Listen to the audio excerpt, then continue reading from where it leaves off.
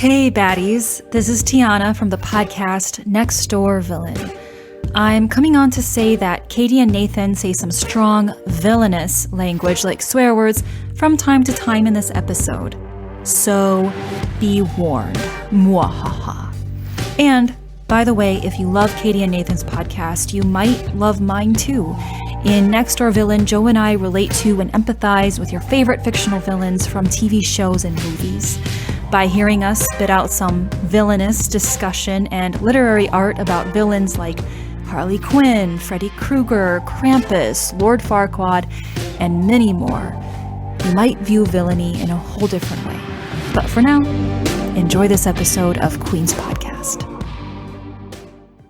Hi, this is Katie. And this is Nathan. And you're listening to Queen's Podcast, the show about badass women in history.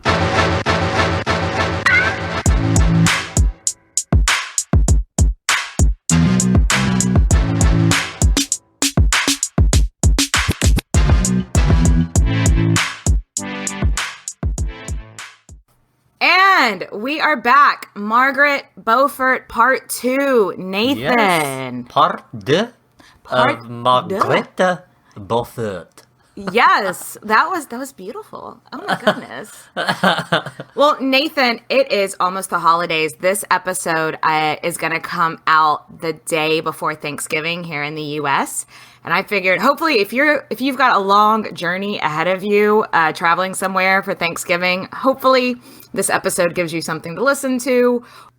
Do you have any fun Thanksgiving traditions besides coming over to my house and drinking too much wine? Not really. I usually just spend it with the fam. This year I'm not doing that. I'm going to New York City instead and going to enjoy myself thoroughly. Yes, we are having a couple of people over here. The World Cup is during Thanksgiving this year. Oh, so, Lord, it's gonna get rowdy over there. It's gonna get rowdy. We're making way too much food. So when you get back from New York, you're welcome to stop by. Our fridge will be full for the following week. Come and eat some of it. But otherwise, yeah, you know what I'm thankful for? I'm thankful for Margaret Beaufort. I'm thankful for Margaret Beaufort too, because we have a lot to cover today, so we're just gonna jump right on in. So if you haven't listened to the first episode, you're gonna want to make sure to do that first. Yes, I would not, if you're not familiar with this time period, I would not jump into this one, because we are not gonna really do a recap. We're just gonna jump right into the story. So, Margaret is living with her husband, Stafford. Henry Stafford, but we're just calling him Stafford because there's too many Henrys in this story. Some call him her third husband. Some say her second, but who's counting? She's 15 and maybe she's had 3 husbands. Whatever. But at this time, her life actually seems happy, except for that her son, Henry Tudor, isn't living with her. He's been given as ward to this huge Yorkist supporter, a dude named William Hebert. There's nothing to indicate that Hebert wasn't perfectly nice to little baby Henry, but they're in a civil war. So, I mean, that's gotta be the whole reason that Henry Tudor is with somebody as a ward is to be like, hey, Margaret, you better act right so that your baby stays safe, And I'm sure she hated this arrangement. Right. Over the next few years, it was just a bad time to have the last name of Beaufort. Her cousin, the Duke of Somerset, had fucked all of that right up for everyone named Beaufort. He hated the new king. So he started funneling information to the deposed Lancastrian queen, a lady named Margaret of Anjou, who we'll most certainly cover one day. I think we've had a lot of people request her. Oh, most certainly we'll cover her one day, for sure. So the new Yorkist king, Edward IV, found out that the Duke of Somerset, the most powerful Beaufort running around out there at the time, had been, playing him. Edward wanted to ensure that the Lancastrians understood that, oh, you fucker, I'm going to be nice to you guys until you fuck around. And then once you fuck around, you're going to find out. And that's exactly what happened. And the Duke of Somerset was beheaded. So historically, not a great time to be the Duke of Somerset either, because his dad had also been beheaded. Like, it's just not a good time for the Beauforts, like you said. No, sounds like it. But one good thing for Margaret is that her husband's family were growing closer to Edward IV's good side. So, yay. The Staffords were just viewed really positively by the king, so she had that going for her, and she hoped that it would be enough to keep her son safe, too. Though her son was in Wales and she was in England, so she didn't really get to see him all that often, but we know that she wrote to him often. And when I say often, I mean like obsessively. The defining personality trait of Margaret Beaufort is that she loves this baby boy of hers. It is the one constant in her life that she absolutely loves this little baby. And so she wrote letters and letters, like, constantly to him. But she did have to be careful what she wrote, because I'm sure she knew that the Yorkists were definitely reading all her letters to her son. One hundy, of course. So I'm sure she's writing in code or, being very but then again, vague. he's also a baby, so like she's not like she's plotting with him anyway, so. Yeah, not yet. Not yet. In 1466, 4 years since she had last seen her baby boy, she was invited to come see him in person, and can you imagine how happy she was for this? I'm gonna see my baby! Yeah, right, because he would have been about 5 when she last saw him, and now he's about 9 years old. And kids, we all know, from 5 until 9, they change so much in that time. So much! Yeah, and I'm like, sure, she's wondering, is he even gonna know who she is? Will he recognize her? Will I recognize him? Yeah. Sadly, we don't really know anything about this reunion, but we have to assume it was a happy one, because like if really anything had gone down, then I think we'd know about the drama. So we have to assume it was just a nice week with her son in Wales. Not trying to foreshadow anything, but this is probably the last time in a very long time she has a low anxiety, chill week with her son. Okay, so not much really happens for the next few years until the Earl of Warwick enters the chat. So, ding dong. Yeah, right? Warwick calling. That is the Earl of Warwick, the quote-unquote kingmaker that we always talk about. So we go into this in way more detail in our Elizabeth Woodville episode, but he's basically a flip-flopper. He flips sides every now and then, and after a few years of peace, the Wars of the Roses is popping again, and it's all-out war. Yeah, we're gonna do some serious skimming again, because this is like our 4th episode from the Wars of the Roses time. But what you need to know for Maggie's story: the old king, Henry VI, is back on the throne. This probably wasn't in anyone's best interest. If you remember, he's not mentally well. He's not strong. I don't know how lucid he is back on the throne. We mentioned, that he had some serious mental issues, so he's definitely not running the show. It was really Warwick, aka Warwick, and Henry VI's wife, the previously mentioned Margaret of Anjou. They would have been the ones pulling the strings. They would have been the ones running the show. So what does this mean for Maggie B? It means that Jasper Tudor is back in town. The boy is back in town. The boy is back in town. The boys are back in town. Okay, I didn't know. I was getting it confused with My Boyfriend's Back. My boyfriend's back and it's gonna be hey la. Anyway. So Jasper Tudor is back. And he takes over as ward of baby Henry, who would have been about 13 now. And he brings baby Henry back to court in London. Can you imagine? Maggie's just like, oh my God, my son is at court. He's in London. He's in London now. I can go see him. She is just running to London town as fast as her little bitty feet can carry her. And she was reunited with her son once again. And I feel like this needs another musical interlude. Reunited and it feels so good. So So it must be so weird. Not only did she see her son from 5 until 9, now it's 9 and not again until he was 13. So big age gaps there. So he's really developing mentally, physically, being pretty much a whole different kid by that point. Those are some formative years that she's missed. So she's just like, I've got some like time to make up for, like so much lost time. But something worth noting, Maggie's husband, Stafford, and his family, they had completely flipped to York. Like when they got married, both of them were Lancastrian. But now the Stafford family is completely York. And they're nervous about flipping back to Lancaster because they're like, and I don't think this is a dumb move. I think this is thinking forwardly. They're like, y'all, Henry VI isn't well. And honestly, Edward IV was a lot more popular with the people in London than Henry VI was. And so they're just kind of looking at this being like, I don't know about flipping. This seems this seems risky. No, I agree.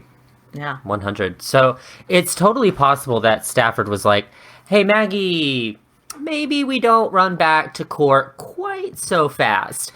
But of course, she would have been like, my baby is in London. What part of this are you not getting? I feel like you're not listening to me. My Henry's here. Like, yeah, yes, I love him a lot more than you. Yeah, yes, super on brand.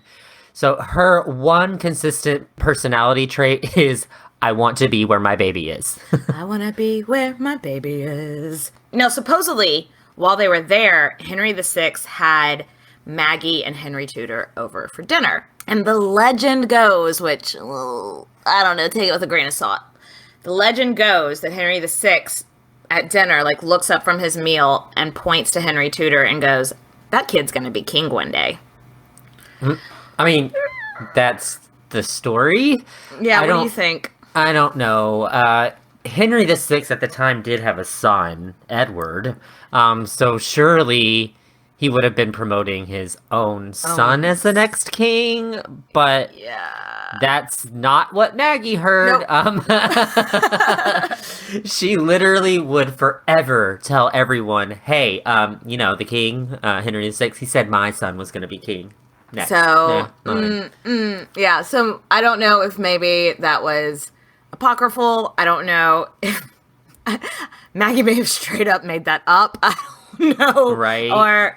Or maybe, maybe the king was having one of his episodes and thought he was looking at his own son. I don't know. Unfortunately, this family bliss wasn't meant to last because after a couple months, Edward IV strolls back into town.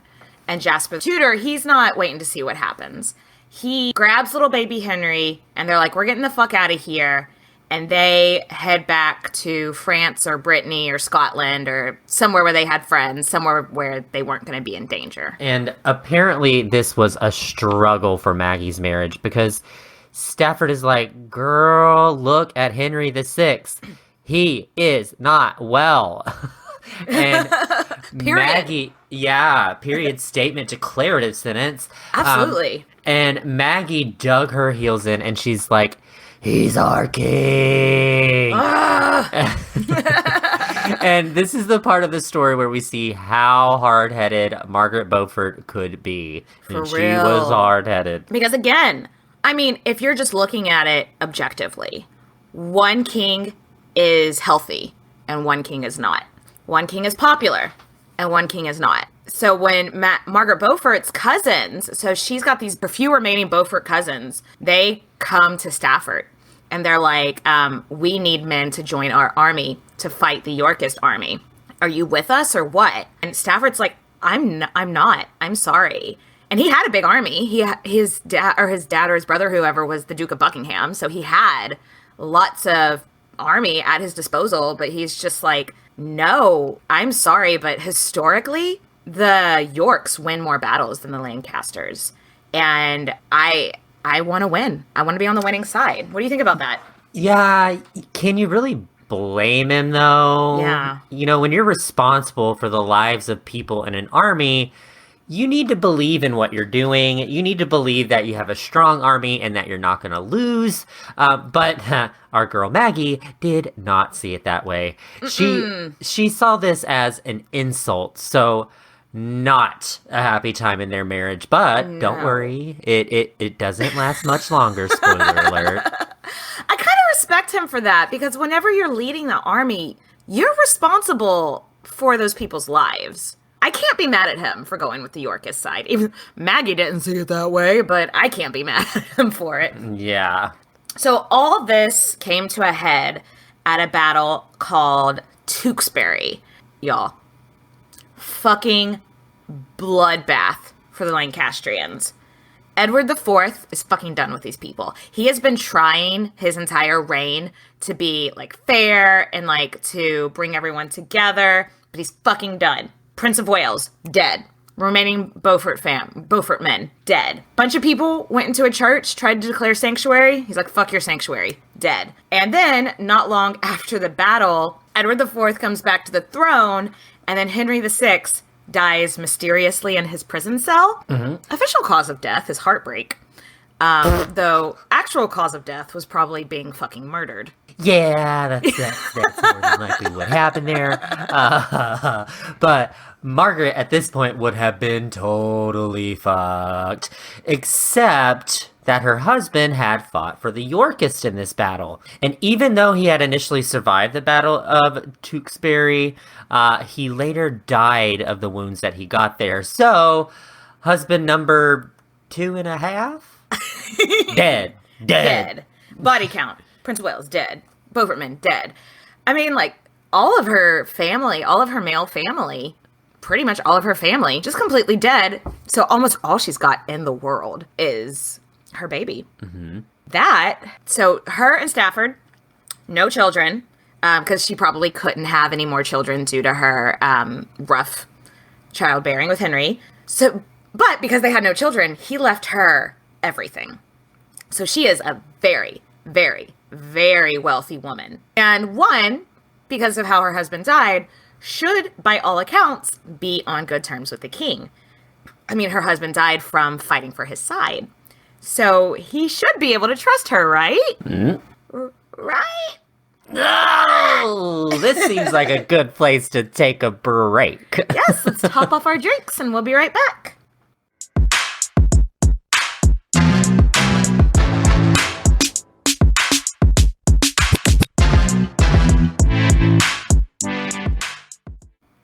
And we're back. Yeah, so Maggie is a widow again. And I do wonder how much she was grieving her husband at this time. Like, we'll get into it more in a minute, but they had been married for a long time, and they seemed to have genuinely liked each other. Yeah. Like, every year they would celebrate their wedding anniversary with a big party, which is refreshing. Sweet. I think that's so sweet. But she was probably pissed off at him when he died. Yeah, because he flipped, and she viewed that as betrayal. And I feel like Maggie B is a ride or die bitch. And if you aren't ride or die like she is, I think this bitch could hold a grudge, is what I'm getting at. Edward IV wants to reconcile with Margaret Beaufort. And he says, like, hey, let's put the past behind us. Let's start over. A new reign, new everything. Tell your son he can come home. And if he apologizes and, pledges fealty, I'll give him a pardon. He can have some titles. There's even some stories that he said he can marry one of my daughters. It probably wouldn't have been Elizabeth York at this point. It'd probably been one of his, like, younger daughters or something. But he was just like, bring him back. We'll make friends. And Maggie's like, oh, okay, I'm going to tell him he should come home. And then like, LOL. Right. Absolutely not. She is not doing that. Yeah, and instead, she writes them, quote unquote, I don't trust this motherfucker. That is exactly what direct she quote. said. I believe those records survive to this day. That Margaret Beaufort did not trust this shifty motherfucker. Yes. Eddie. So, y'all either stay exactly where you are or go even further away. I don't believe this guy that he doesn't want y'all dead. And, she has every right to have trust issues during this time. Yeah. And given how desperate she usually was to be with her son, I have to believe that she believed that they were in real danger with, like, every fiber of her being. Yeah, absolutely. Like in any other circumstance, if they would have been like, invite your son to come here, I'm sure she would have been like, yay, my baby, I love him. But yeah, if she's like, go away, then yeah, she must have had. Though I don't know, like, I don't know. I'm conflicted on if I think that, do you think Edward IV would have actually hurt him? Or do you think it was like a ploy, or do you think it really was a peace offering? What do you think? I'm not sure. I don't trust Edward IV either. I honestly don't, because it's been a bloodbath up into this point, and I wouldn't trust him. Maybe the Edward IV before Warwick fucked him over, but not this Edward IV. Okay. Listeners, let us know what y'all think, because I go back and forth on that. So the fact that the Tudor men never came back to England made Edward look at Maggie with distrust now. He's like, what the fuck did you tell them? I was offering peace. What the fuck are you? Like, what kind of shit are you trying to start? So both of them are just looking each other up and down. And, like, Margaret is writing on ye old burn book, don't trust Edward IV. He is a fugly slut. And Edward is like, you can't sit with us. They are mean girling all over each other. Yes. So Maggie's like, okay, I need to get married again. And if I want to ensure my safety, ensure my son's safety, and ensure that the king doesn't take all my money or, find a reason to put me in prison or something, she needs a friend on the inside, but someone that she can trust. Yes. So let's meet husband number 3 or 4, depending on how you're counting. And his name is Thomas Stanley. I find this guy really interesting. The thing about Tommy Stanley, that would have been appealing to Margaret is throughout this entire Civil War, there's all these people that are always flipping sides and like always like killing each other and stuff and getting on everyone's bad side. Thomas Stanley has somehow gone through all these years without really ever making any enemies. He is friends with people on both sides. Everyone seemed to like him, and if not fully trust him enough to not really have him in bad graces on both sides. Somehow this man always came out on top. And can you see the appeal of that to Margaret Beaufort? Yeah, that's the kind of dude that she needs on her side, right? Yeah. And the thing that Thomas Stanley liked about Margaret was that she was fucking loaded. This bitch was so rich. I mean, she's rich, bitch. He probably liked other things about her, but I'm sure the money didn't hurt. Yeah, I mean, even before her most recent marriage, she was rich. But now she's got so much money and land. And, Stanley's not poor, but he's not Margaret Beaufort rich. Exactly. He also probably secretly loved, since he does like to keep one foot on each side of the line. He always likes to have somebody in each party. He probably also likes that, hey, this woman's son might have a claim to the throne one day. So I'm sure that did not go unnoticed by Thomas Stanley whenever he was considering his marriage to Margaret Beaufort. Not a dumb move. Yeah, there is nothing to support, though, that this was a romantic marriage in any way. Mm-hmm. It was more than likely just for strategy. This is also noteworthy for 2 reasons. Number 1, Margaret arranged this herself. She reached out to him. She negotiated on her own marriage contract. She is in control of this for the first time in her life. I love this, because her first marriage, she was 1 or 2 or something like that. The second marriage, she was negotiated when she was 9 and happened when she was 12. The next one when she was like 13. So, she didn't have a whole lot of, she had little to absolutely no agency in those other ones. So I love that now she's a grown-ass woman and she's doing it for herself, What do you think about that? That's awesome. So, and number 2, she didn't have to wait a year after Stafford died, which was customary for the time after the death of a spouse. So, people consider that extremely disrespectful. I mean, even now, like, if someone marries like within a year of their husband's death, their spouse's death, it's kind of like, over. Like, so I don't know if that just means, do you think it means that she wasn't mourning him at all? Do you think she was so butthurt by him fighting for the Yorks? Or do you think it was just like, well, he's dead. What am I supposed to do? Because I keep going back and forth because we know this bitch holds a grudge, but they did have a happy marriage up until that. I think it's more strategy, honestly. You think so? Mm-hmm. Yeah. Okay. I mean, she doesn't strike me as a super, super overly sentimental woman. So yeah, she could just be like, well, I need a partner in crime here. So yeah. Good point. So though this wasn't like a romantic relationship, these two people made great partners. Mm-hmm. They were a lot closer in age than she had been with her previous husband. So he was 37. She's 28 at the time of their marriage. So much better than 12 and 26. Yeah, so much better. And she seems to have trusted him to guide them on political decision. And he was like, hey, girl, you need to make friends with the king. Even if you don't want to, you gotta, fake it till you make it, baby girl.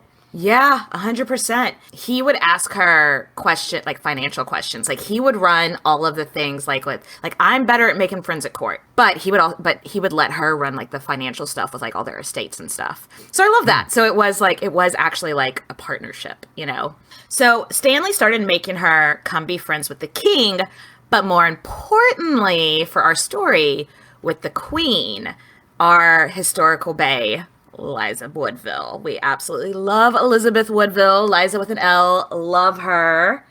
And it worked. A few years later, Maggie is documented as playing like a major role in the christening of one of the king and king's daughters.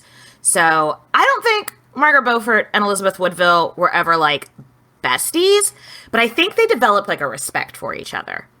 Like, look, we are both doing what we can for our survival and the survival of our children.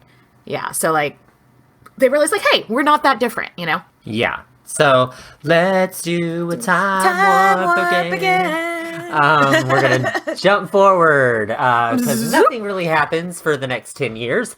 But all that changed when King Edward IV died very suddenly. And since we've already covered this in both our Elizabeth Woodville and Elizabeth of York episode, we're going to skim over what happens next because we've talked about this a lot before in older episodes.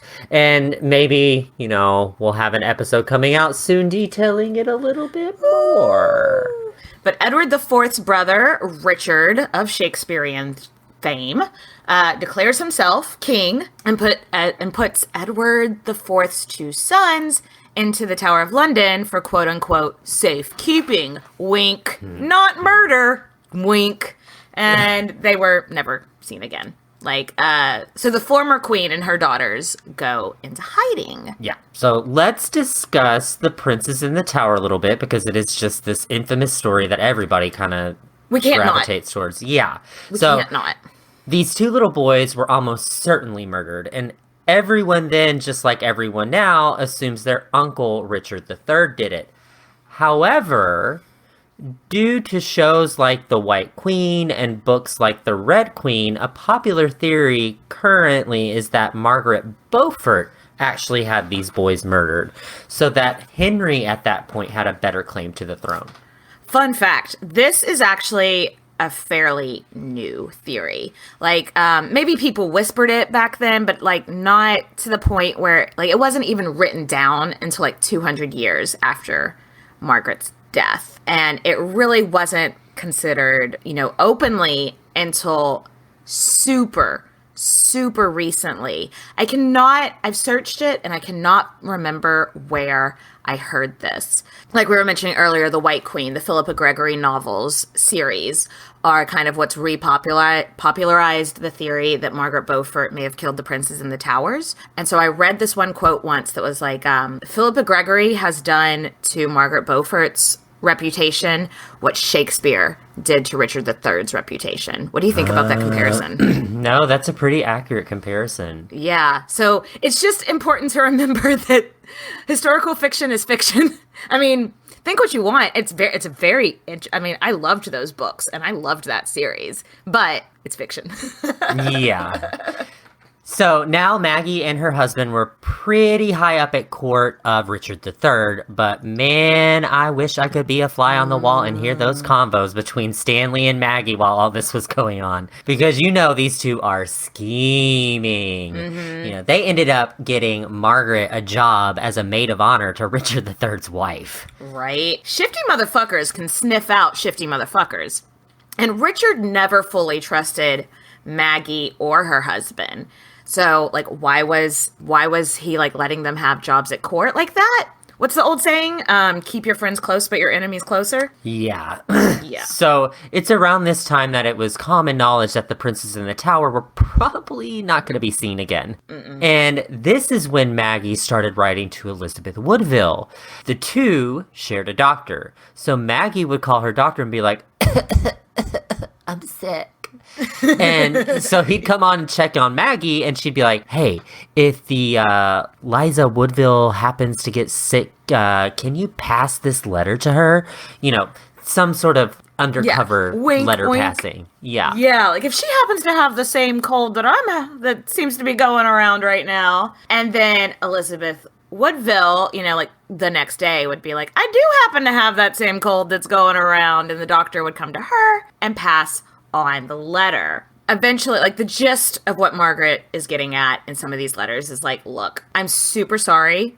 It super sucks. Your sons are never going to be king. But the enemy of my enemy is my friend. What if Richard wasn't king? What if my son was king and your daughter was queen? Maybe we can make that happen. What do you think? Oh. Are you asking me what I think? I don't know. Go with it. Like, you want This brings us all back, though, to the Maggie killed the princes in the tower theory. So What do you think about that, Katie?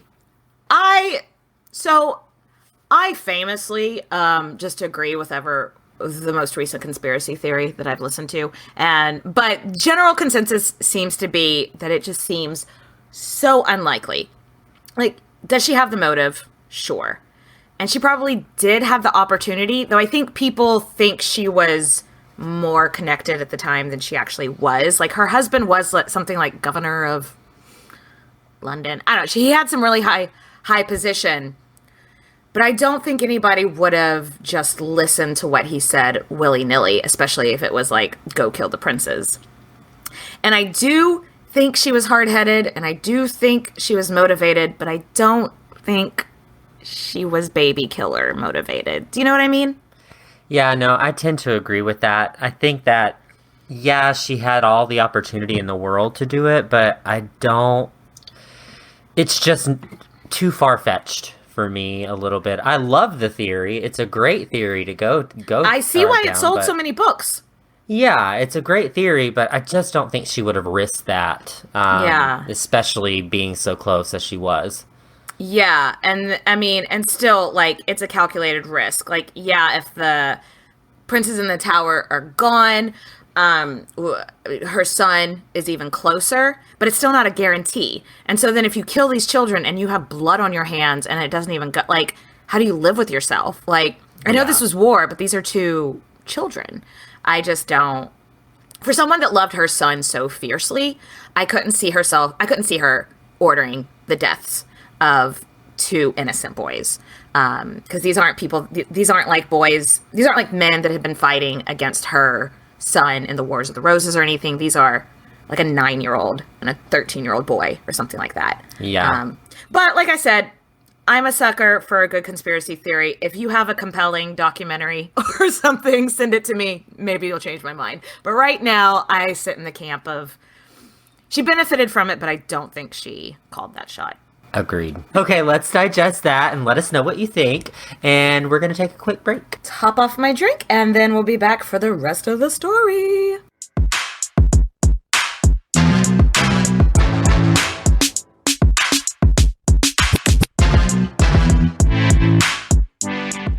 And we're back. So, despite despite what we might think today, everyone in England at the time thought Richard III killed them kids, which I tend to agree. And it may have been the air of public opinion that made Maggie make this one huge misstep, and that is getting involved in a plot to overthrow Richard. Yeah. This was all spearheaded by the Duke of Buckingham, who was Maggie's nephew through her second marriage to Henry Stafford. I feel like I might try to make a family tree to go along with this episode because there's so many like random cousin tie-ins, but I feel like I will get dizzy because it will be a wreath, not a tree. Yeah, for sure. So the Duke of Buckingham's goal to overthrow Richard is kind of unclear, but either probably what it was is the Duke of Buckingham was probably trying to make himself king. But to get Margaret Beaufort on his side, he was probably telling her, I'm going to overthrow Richard so we can make Henry Tudor king. I don't know. The motives, they go back and forth. Historians are kind of confused about this alliance. But ultimately, it doesn't matter. Maggie's working with the Duke of Buckingham, trying to raise forces, trying to get Henry Tudor to come back and sending lots and lots of money to Henry Tudor so he can come back and overthrow Richard. Yeah, and people argue when Margaret started to really believe that her son might one day be king. So, without a doubt, at this point, she was like, fuck yeah, I'm going to be the mother of the king one day. Yeah. So, she's writing to Henry, like, just get here, and we're just going to figure this all out, baby. It's okay. My son is going to be king of fucking England, y'all. However, the Buckingham Rebellion is what important historians often refer to as a big fucking turd sandwich. It went nowhere. It was crushed immediately. Henry Tudor landed in England, and then like immediately somebody met him on the coast and was like, abort, and so he turned the fuck around, and Buckingham was executed like immediately. And lucky for Margaret, she got off really easy on this. Because easy. Yeah, look at this, y'all. This is treason. Straight up treason. If she was a man, she would have been executed, no doubt. Mm-hmm. So, okay, the one time in history being a woman has worked in a woman's favor. Okay, the one time. You didn't get executed. Yeah, right. Richard was smart enough to know that if he executed her, it would be a scandal that his reputation just couldn't handle it. So he ended up kind of showing her a little bit of mercy. I mean, not executing her is mercy. And not throwing her in a dungeon is mercy. What he did more or less is put her under house arrest with her husband as the jailer. So he stripped her of all her lands and titles and gave them to her husband, which, I mean, he's still the one she's living with, whatever. And he's like, don't let her have any visitors. Don't let her write any letters. Don't let her have any agency. She is a prisoner. She is your prisoner. But Maggie kept writing letters. Maggie kept sending money to Henry Tudor. Did he know? What do you think? Yeah, for sure. So she kept writing to her son, and Stanley just looked the other way, and she kept writing to Elizabeth Woodville. She kept writing to Henry, which this takes a lot of balls, because I'm sure if she got caught, her husband would have been like, nope, she tricked me to do it. Big clit energy, right? Yes, big clit energy, big titty energy. I love it, because you're absolutely right. Like I was saying, her husband had enough plausible deniability. Like, he was letting her do it, but he probably told her, like, I'm going to let you do this, but if you get caught, I'm going to pretend I'm throwing you under the bus. They didn't have buses back then. I'm throwing you under the carriage, I guess. Yeah, if she would have gotten caught, you don't hear about a lot of people getting let off for treason twice, do you? No. So if she would have gotten caught, like, I don't think she would have come out of it with her head intact. Or she may have not, like, noble women didn't really get executed, but she may have, like, lived the rest of her life in a dungeon or something. Mm-hmm. But she's determined, and her and Elizabeth Woodville are both like, we are going to get that guy. We're going to get that baby killer. We're going to combine our houses and we're going to end this fucking war. Are we just all fucking sick of this goddamn War of the Roses? Yeah, let's end it. Right? And Richard, though, wasn't dumb, and he knew that Henry was coming, and he knew war was coming again. And so he goes to Maggie's husband, Stanley, and is like, you're going to be on my side when it comes to battle, right? And then Stanley's like, new phone, who dis? Wrong number. He just couldn't commit. He wouldn't say yes. He wouldn't say no. He just acted very torn. He said, I'll be there with my army, but really wouldn't clarify whose side he was fighting for. My army will be there. And Richard, like, on my side, right? And he's like, we will be there. Like, could you please clarify which side you'll be on? There. This all came to a head at a battle called the Battle of Bosworth, which is a very, very, probably one of, like, even if you don't know shit about historical battles, you maybe have heard the title Battle of Bosworth. It's very famous. Stanley stayed on like this hill, not on either side of the battle, until like the very, very last minute. It makes such good TV in The White Queen, where it's just like, what's going to happen? Don't read a history book and find out beforehand. But then at the last minute, he joins forces with Henry Tudor, kills Richard III in battle, the last English king to die in battle, and Stanley picks up Richard's crown off of the ground, puts it on Henry Tudor's head, puts it on his stepson's head, and it's like, you the king now, baby. And can you imagine how relieved Maggie would have been? Oh my God. Like, think about it. What if it went the other way? Oh, she would have been so fucked. Yeah, she would have been in a bad place, but thankfully it didn't. And now she's the mother to the king. Yes. And it said that she wept openly with joy at his coronation. Now, finally, they get to be together. Her son, in a not weird way, was the love of her life. And now they finally got to see each other every day. I love that.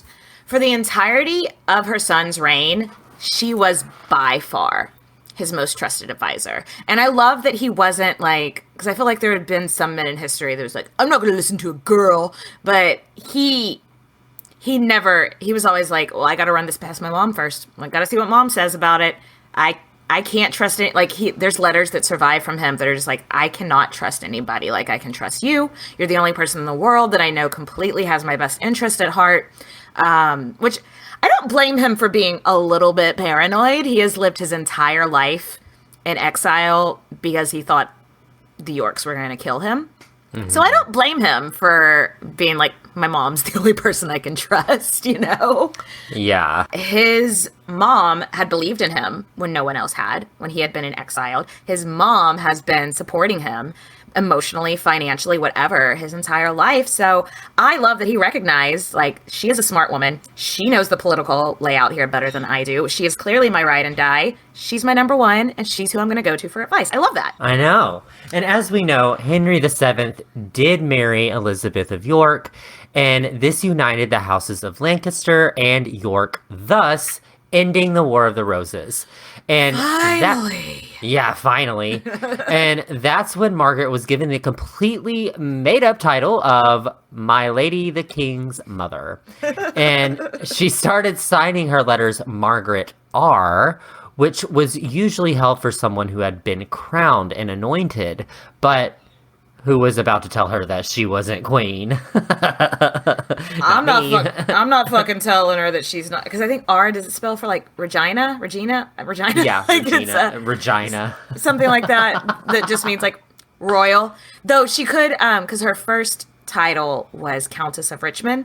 So if anybody did call her out and be like, you're not anointed, you can't use R, she'd be like, it's for Richmond. But no, it was for royal. We know it. But yeah. I'm not fucking about to tell her she can't use it. I think, you know what? She's earned it. She has earned it. For the entirety of Henry VII's 24-year reign, she was at the center of everything. How the court dressed, how the royal children were educated, she would walk so close behind the Queen, Elizabeth of York, that it was like actually a scandal, because you're supposed to like walk a whole step behind, and she would walk like a quarter of a step behind. And she's just like, no, I'm up there in the ranking too. Was anybody ever going to say, hey, you're breaking protocol? Absolutely fucking not. Nope. She asked her husband if he was okay with her taking a vow of chastity and basically them living separately. And again, she, quote unquote, asked him, but really she was telling him. This also meant that she got all her lands back in her name and he would have no right to them. But since he didn't put up any kind of a fight, he was granted lots of favors from the king. And he and Maggie would end up staying friends for the rest of their life. Yeah, and like a lot of people doubt they ever had a sexual relationship anyway. So what's he got to lose? Right. Yeah, we kind of mentioned in episode 1 how because she took this vow of chastity, people think she lived like a nun, and that's just not the case at all. This woman dressed in the finest, most expensive gowns. She set fashion for the entire court. Like people looked at her, what she was wearing. She wore nicer gowns than Queen Elizabeth, because the Queen was much more, not frugal, but like just wasn't quite as concerned. Not Margaret R here. She is like, I am gonna look like a queen. She lived in a mansion, and she loved to host parties and gamble and drink really, really expensive wine. And okay, girl, we see you. We see you. Yeah, she took a vow of chastity, not a vow of poverty. Big difference there. Exactly. Big difference. I read this one thing. I can't remember where I saw it, but it was like she was in the middle of some card game or something, and she was supposed to go like witness. Like she had donated some money to like a college or something, and so she was supposed to go witness the college being open. But she was in the middle of a card game where she had a lot of money at stake. And so she paid for someone to go witness for her. Oh, wow. Wow. I love that she was paying to open colleges, because she also like patroned a lot of artists and like educational houses and stuff like that. I love that she did that, but I also loved that she was like, I'm partying right now. Can like somebody else go send my best regards? So, like we said earlier, Maggie is very involved in the lives of her grandkids. Everything from their births to education to marriages. You know, in fact, she was a huge part in locking down the Spanish alliance, aka bringing of Catherine of Aragon over to England. She was, big deal of that. Maybe you've heard of her. One touching story that, actually kind of made me kind of sad. So her granddaughter, the Princess Margaret, was named after her. And that was her favorite grandchild. Because like we've talked about, like in history, people just said who their favorite kids were out loud, and it was fine. So Margaret Tudor was engaged to the King of Scotland. And Maggie B was like, you are not sending that girl over there until she is old enough. Because I don't trust men not to sleep with these girls until they're old enough. And she was obviously referencing what happened to herself, getting pregnant at 12, and the trauma that she went through as a pregnant 12-year-old. And she was like, I'm not seeing the same thing happen to my granddaughter. Isn't that touching? Isn't that like, so sad? Sad that she had to say it, but like... Yeah, but I mean, it's great that she stood up for her like that. Yeah. Yeah. We really cannot stress how much of a staple Maggie was at her son's court. At every royal palace, she had her own quarters, and some she would even take the queen's rooms that had passageways to the king's, because, mother and son just like staying up late, drinking wine and playing card games. Okay. And sometimes Elizabeth of York or other courtiers would join them, but sometimes just mother and son. It was like she was making up for all that lost time that she should have had with her only child while he was growing up. Yeah. They just really had an amazing relationship. Sadly, Margaret lived long enough to watch all of her loved ones die. She had 2 husbands taken from her in the Civil War. One died fighting for Lancaster, and one died fighting for York. She outlived her husband, Stanley. The two had remained great friends. He would come over, play some chess, play some gambling with his wife. So that must have been pretty sad to her. You know, they weren't in love by any account, but it seems like they were pretty good friends. So losing all of those people must have been really sad for her. And even though they weren't in love, they were probably a little bit trauma bonded. They went through shit together, scary shit together during the wars. But when her family started dying, is what really, really got her. When her grandson Arthur died, Arthur Tudor, Catherine of Aragon's first husband, his parents, Henry VII and Elizabeth of York, were just too grief-stricken to do anything, to plan anything. They were just depressed. So it was Margaret that jumped in and made plans for the funeral, but then more importantly, made plans for the next prince, Prince Henry, the future Henry VIII, to get his education bumped up a bit. We need to make sure this kid is in king school. He's not fit to be king right now. We need to get this boy more educated. Despite her own grief, she knew if she didn't do it, no one was going to do it. Yeah. And then the next year, her daughter-in-law Elizabeth died. So Henry was too grief-stricken, so Margaret took over all the planning of Elizabeth's funeral, and it was... it's Maggie's doing it, so it was elaborate. Obviously. Again, not taking the time to show her own grief, just kind of taking on the role as a leader. I think it might be part of her coping mechanism, Maybe. Just to get shit done to kind of deal with grief. That's how some people are, whenever keeping yourself busy so you don't fall apart. Yeah, totally. Yeah, for sure. Then, after a steady decline in his health after his wife's death, her son, her sole reason for living all these years, died in 1509. He was 52. She was 65. When you see that age difference between mother and son on paper like that at the end of their lives, that's that's more like brother-sister age difference. That's super duper weird. Oh, yeah. And even with the death of her baby boy, the whole reason that the reason she was living, her life revolved around him for the last 5 decades. And again, she did not let herself grieve. She was scared as hell that this would bring back the War of the Roses and that this was all going to, regurgitate. But we skimmed over a lot, but only because we've talked about this in other episodes. There were plenty of people that said that they had a claim to the throne at this point. So Maggie just went into turbo mode. She was like, hell no. We got to get Henry VIII coronated. We got to get him anointed. We need to get him on the throne. And once again, despite her grief, she assumed, we have to assume that her grief was soul crushing at this point. But she is planning the coronation of the next king. And at the same time, the funeral of her only son.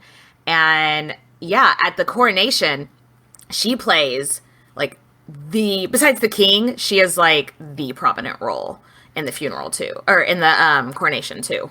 Definitely not a funeral. No. And her grandson Henry VIII leaned on her for the coronation heavily. I mean, he's young. What do I do? Who do I look for? He's like, you'll be there to make sure I do it right. And she's like, yeah, baby. We got this. We got this. We're going to do this. Yeah. So it was over. And now she's like, ugh, I can finally go rest. This timeline kills me. I teared up reading this the first time. So her son, Henry, died April 21st, 1509. Her grandson, Henry, had his coronation June 24th, 1509. And now that is all done, and she has seen a peaceful transfer of power, she died June 29th, 1509.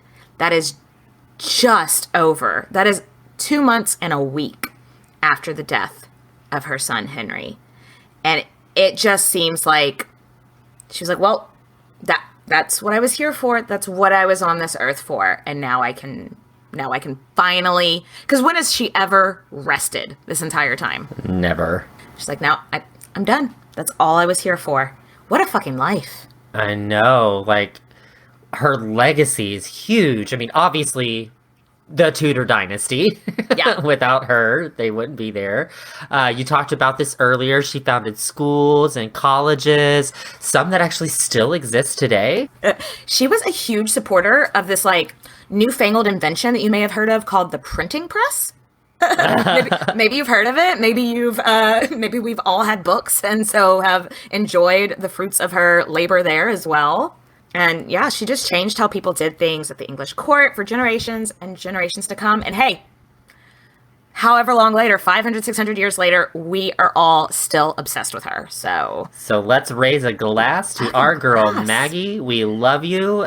Thank you for all of this crazy story. Like, we wouldn't have even the crazier stories that come after without you. My God. Yeah. I hope we did her justice. I hope she's looking down on us now, being like, that'll do. That'll I do. like that.